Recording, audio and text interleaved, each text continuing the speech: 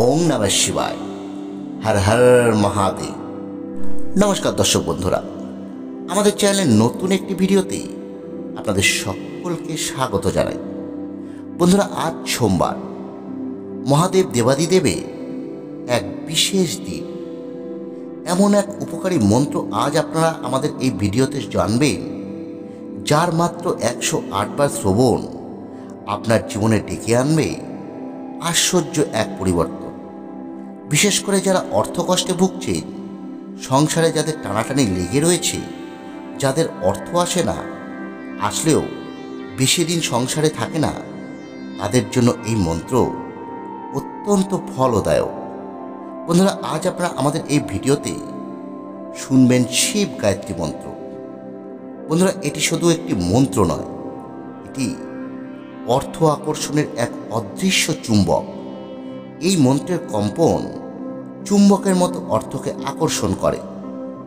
আজ সোমবার যখনই সময় পাবে, ভক্তি ভরে এই মন্ত্রটি শুধু 108 বার শ্রবণ করুন। শুধু শ্রবণ, কোনো বাড়তি আয়োজনের দরকার নেই। মনে রাখবে, মন্ত্র শ্রবণ মানে কিন্তু শুধু শব্দ নয়, তা এক প্রকার শক্তির সঙ্গে নিজেকে যুক্ত করা। প্রতিবার যখনই এই মন্ত্র আপনার কানে বাজবে, আপনার চারপাশে নেগেটিভ শক্তি দূর হয়ে যাবে। আপনার অর্থ আগমনের পথে যে বাধাগুলো ছিল, সেই বাধাগুলো দূর হয়ে যাবে এবং অর্থ প্রবাহে নতুন পথ উন্মুক্ত হবে। ভগবান শিবের কৃপায় খুব তাড়াতাড়ি আপনার জীবনে শুরু হবে অর্থের জোয়ার। তাই বন্ধুরা, আজ সোমবার আপনারা আর যাই করুন না কেন, অবশ্য 108 বার শ্রবণ করুন ভগবান শিবের এই গায়ত্রী মন্ত্রটি। দেখবেন আপনার ভাগ্যের চাকা ঘুরছেই ঘুরছে। তাহলে আসুন বন্ধুরা, আর দেরি না করে আমরা এবার ভক্তি ভরে শ্রবণ করি সেই শিব গায়ত্রী মন্ত্রটি। আং তৎপুরুষায় বিদ্মহে মহাদেবায় ধীমহি তন্নো রুদ্র প্রচোদয়াৎ। আং তৎপুরুষায় বিদ্মহে মহাদেবায় ধীমহি তন্নো রুদ্র প্রচোদয়াৎ। আং তৎপুরুষায় বিদ্মহে মহাদেবায় ধীমহি তন্নো রুদ্র প্রচোদয়াৎ। আং তৎপুরুষায় বিদ্মহে মহাদেবায় ধীমহি তন্নো রুদ্র প্রচোদয়াৎ। আং তৎপুরুষায় বিদ্মহে মহাদেবায় ধীমহি তন্নো রুদ্র প্রচোদয়াৎ। আং তৎপুরুষায় বিদ্মহে মহাদেবায় ধীমহি তন্নো রুদ্র প্রচোদয়াৎ। আং তৎপুরুষায় বিদ্মহে মহাদেবায় ধীমহি তন্নো রুদ্র প্রচোদয়াৎ। আং তৎপুরুষায় বিদ্মহে মহাদেবায় ধীমহি তন্নো রুদ্র প্রচোদয়াৎ। আং তৎপুরুষায় বিদ্মহে মহাদেবায় ধীমহি তন্নো রুদ্র প্রচোদয়াৎ। আং তৎপুরুষায় বিদ্মহে মহাদেবায় ধীমহি তন্নো রুদ্র প্রচোদয়াৎ। আং তৎপুরুষায় বিদ্মহে মহাদেবায় ধীমহি তন্নো রুদ্র প্রচোদয়াৎ। আং তৎপুরুষায় বিদ্মহে মহাদেবায় ধীমহি তন্নো রুদ্র প্রচোদয়াৎ। আং তৎপুরুষায় বিদ্মহে মহাদেবায় ধীমহি তন্নো রুদ্র প্রচোদয়াৎ। আং তৎপুরুষায় বিদ্মহে মহাদেবায় ধীমহি তন্নো রুদ্র প্রচোদয়াৎ। আং তৎপুরুষায় বিদ্মহে মহাদেবায় ধীমহি তন্নো রুদ্র প্রচোদয়াৎ। আং তৎপুরুষায় বিদ্মহে মহাদেবায় ধীমহি তন্নো রুদ্র প্রচোদয়াৎ।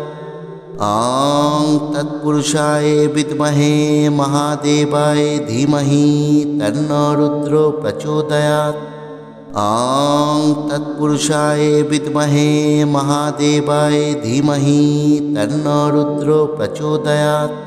ॐ तत्पुरुषाय विद्महे महादेवाय धीमहि तन्नो रुद्रो प्रचोदयात्। ॐ तत्पुरुषाय विद्महे महादेवाय धीमहि तन्नो रुद्रो प्रचोदयात्।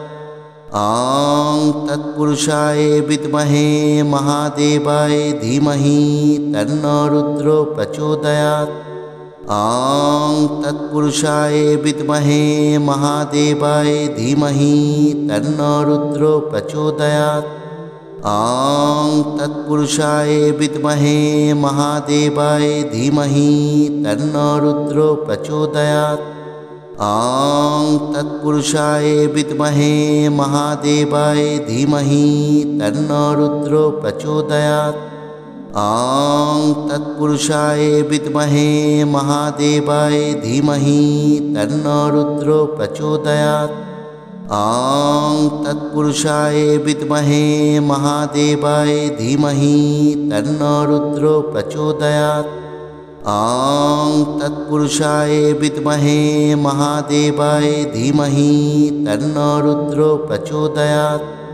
ॐ तत्पुरुषाय विद्महे महादेवाय धीमहि तन्नो रुद्रो प्रचोदयात्। ॐ तत्पुरुषाय विद्महे महादेवाय धीमहि तन्नो रुद्रो प्रचोदयात्। ॐ तत्पुरुषाय विद्महे महादेवाय धीमहि तन्नो रुद्रो प्रचोदयात्। ॐ तत्पुरुषाय विद्महे महादेवाय धीमहि तन्नो रुद्रो प्रचोदयात्। ॐ तत्पुरुषाय विद्महे महादेवाय धीमहि तन्नो रुद्रो प्रचोदयात्।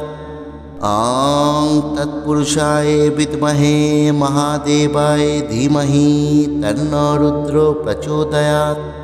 ॐ तत्पुरुषाय विद्महे महादेवाय धीमहि तन्नो रुद्रो प्रचोदयात्। ॐ तत्पुरुषाय विद्महे महादेवाय धीमहि तन्नो रुद्रो प्रचोदयात्। ॐ तत्पुरुषाय विद्महे महादेवाय धीमहि तन्नो रुद्रो प्रचोदयात्। ॐ तत्पुरुषाय विद्महे महादेवाय धीमहि तन्नो रुद्रो प्रचोदयात्। ॐ तत्पुरुषाय विद्महे महादेवाय धीमहि तन्नो रुद्रो प्रचोदयात्। ॐ तत्पुरुषाय विद्महे महादेवाय धीमहि तन्नो रुद्रो प्रचोदयात्। ॐ तत्पुरुषाय विद्महे महादेवाय धीमहि तन्नो रुद्रो प्रचोदयात्। ॐ तत्पुरुषाय विद्महे महादेवाय धीमहि तन्नो रुद्रो प्रचोदयात्। ॐ तत्पुरुषाय विद्महे महादेवाय धीमहि तन्नो रुद्रो प्रचोदयात्। ॐ तत्पुरुषाय विद्महे महादेवाय धीमहि तन्नो रुद्रो प्रचोदयात्। ॐ तत्पुरुषाय विद्महे महादेवाय धीमहि तन्नो रुद्रो प्रचोदयात्। ॐ तत्पुरुषाय विद्महे महादेवाय धीमहि तन्नो रुद्रो प्रचोदयात्। ॐ तत्पुरुषाय विद्महे महादेवाय धीमहि तन्नो रुद्रो प्रचोदयात्। ॐ तत्पुरुषाय विद्महे महादेवाय धीमहि तन्नो रुद्रो प्रचोदयात्। ॐ तत्पुरुषाय विद्महे महादेवाय धीमहि तन्नो रुद्रो प्रचोदयात्। ॐ तत्पुरुषाय विद्महे महादेवाय धीमहि तन्नो रुद्रो प्रचोदयात्। ॐ तत्पुरुषाय विद्महे महादेवाय धीमहि तन्नो रुद्रो प्रचोदयात्। ॐ तत्पुरुषाय विद्महे महादेवाय धीमहि तन्नो रुद्रो प्रचोदयात्। ॐ तत्पुरुषाय विद्महे महादेवाय धीमहि तन्नो रुद्रो प्रचोदयात्। ॐ तत्पुरुषाय विद्महे महादेवाय धीमहि तन्नो रुद्रो प्रचोदयात्। ॐ तत्पुरुषाय विद्महे महादेवाय धीमहि तन्नो रुद्रो प्रचोदयात्। ॐ तत्पुरुषाय विद्महे महादेवाय धीमहि तन्नो रुद्रो प्रचोदयात्। ॐ तत्पुरुषाय विद्महे महादेवाय धीमहि तन्नो रुद्रो प्रचोदयात्। ॐ तत्पुरुषाय विद्महे महादेवाय धीमहि तन्नो रुद्रो प्रचोदयात्। ॐ तत्पुरुषाय विद्महे महादेवाय धीमहि तन्नो रुद्रो प्रचोदयात्। ॐ तत्पुरुषाय विद्महे महादेवाय धीमहि तन्नो रुद्रो प्रचोदयात्।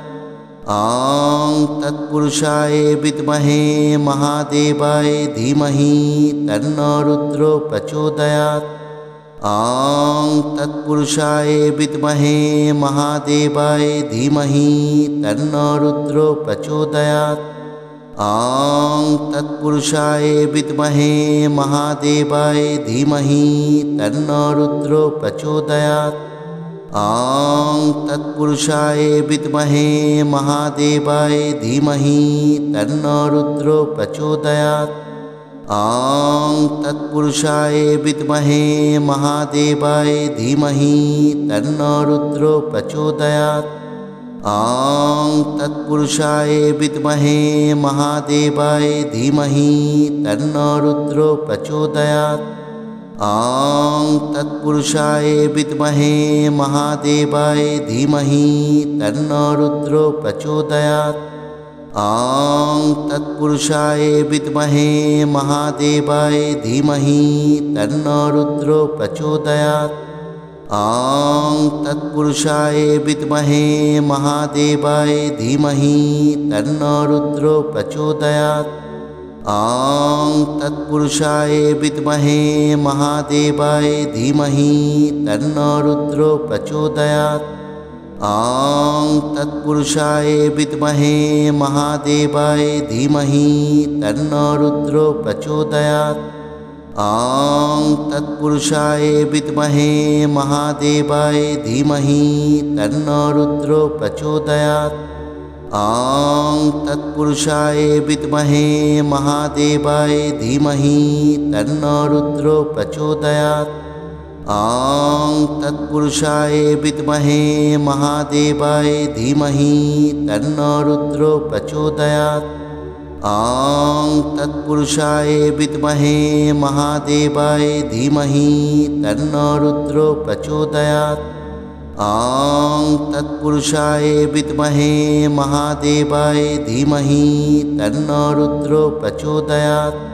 ॐ तत्पुरुषाय विद्महे महादेवाय धीमहि तन्नो रुद्रो प्रचोदयात्। ॐ तत्पुरुषाय विद्महे महादेवाय धीमहि तन्नो रुद्रो प्रचोदयात्। ॐ तत्पुरुषाय विद्महे महादेवाय धीमहि तन्नो रुद्रो प्रचोदयात्। ॐ तत्पुरुषाय विद्महे महादेवाय धीमहि तन्नो रुद्रो प्रचोदयात्। ॐ तत्पुरुषाय विद्महे महादेवाय धीमहि तन्नो रुद्रो प्रचोदयात्। ॐ तत्पुरुषाय विद्महे महादेवाय धीमहि तन्नो रुद्रो प्रचोदयात्। ॐ तत्पुरुषाय विद्महे महादेवाय धीमहि तन्नो रुद्रो प्रचोदयात्।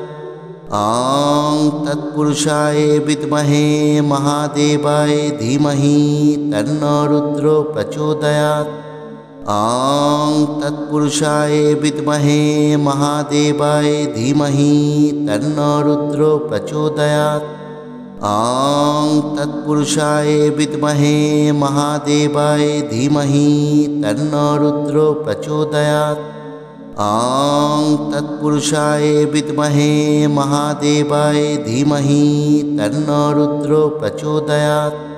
ॐ तत्पुरुषाय विद्महे महादेवाय धीमहि तन्नो रुद्रो प्रचोदयात्। ॐ तत्पुरुषाय विद्महे महादेवाय धीमहि तन्नो रुद्रो प्रचोदयात्। ॐ तत्पुरुषाय विद्महे महादेवाय धीमहि तन्नो रुद्रो प्रचोदयात्। ॐ तत्पुरुषाय विद्महे महादेवाय धीमहि तन्नो रुद्रो प्रचोदयात्। ॐ तत्पुरुषाय विद्महे महादेवाय धीमहि तन्नो रुद्रो प्रचोदयात्। ॐ तत्पुरुषाय विद्महे महादेवाय धीमहि तन्नो रुद्रो प्रचोदयात्। ॐ तत्पुरुषाय विद्महे महादेवाय धीमहि तन्नो रुद्रो प्रचोदयात्। ॐ तत्पुरुषाय विद्महे महादेवाय धीमहि तन्नो रुद्रो प्रचोदयात्। ॐ तत्पुरुषाय विद्महे महादेवाय धीमहि तन्नो रुद्रो प्रचोदयात्। ॐ तत्पुरुषाय विद्महे महादेवाय धीमहि तन्नो रुद्रो प्रचोदयात्। ॐ तत्पुरुषाय विद्महे महादेवाय धीमहि तन्नो रुद्रो प्रचोदयात्। ॐ तत्पुरुषाय विद्महे महादेवाय धीमहि तन्नो रुद्रो प्रचोदयात्। ॐ तत्पुरुषाय विद्महे महादेवाय धीमहि तन्नो रुद्रो प्रचोदयात्। ॐ तत्पुरुषाय विद्महे महादेवाय धीमहि तन्नो रुद्रो प्रचोदयात्। ॐ तत्पुरुषाय विद्महे महादेवाय धीमहि तन्नो रुद्रो प्रचोदयात्। ॐ तत्पुरुषाय विद्महे महादेवाय धीमहि तन्नो रुद्रो प्रचोदयात्। ॐ तत्पुरुषाय विद्महे महादेवाय धीमहि तन्नो रुद्रो प्रचोदयात्। ॐ तत्पुरुषाय विद्महे महादेवाय धीमहि तन्नो रुद्रो प्रचोदयात्। ॐ तत्पुरुषाय विद्महे महादेवाय धीमहि तन्नो रुद्रो प्रचोदयात्। ॐ तत्पुरुषाय विद्महे महादेवाय धीमहि तन्नो रुद्रो प्रचोदयात्। ॐ तत्पुरुषाय विद्महे महादेवाय धीमहि तन्नो रुद्रो प्रचोदयात्। ॐ तत्पुरुषाय विद्महे महादेवाय धीमहि तन्नो रुद्रो प्रचोदयात्।